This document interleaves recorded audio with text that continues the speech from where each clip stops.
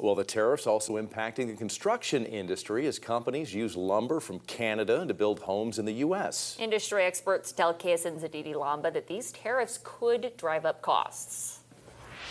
The National Association of Home Builders says two essential materials used in home constructions, softwood lumber and gypsum, are largely sourced from Canada and Mexico.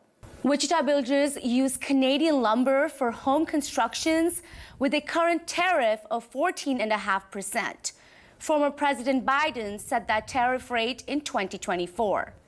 If a 25% tariff is added on top of that, the Wichita Area Builders Association's CEO says that will cause more uncertainty in the builders community, raising concerns about supply and demand and the costs associated with construction. We're getting close to 40% tariff on Canadian lumber. That will drive up costs of new homes. It will also drive up the cost of our domestic supply of lumber here. The laws of supply and demand still apply.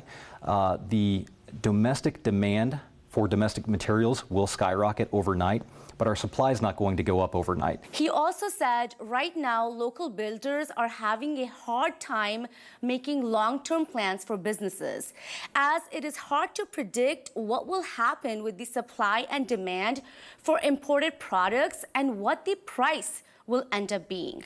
The effect of tariffs is that it puts increased cost burden onto builders when they are trying to build out their supply and search for products.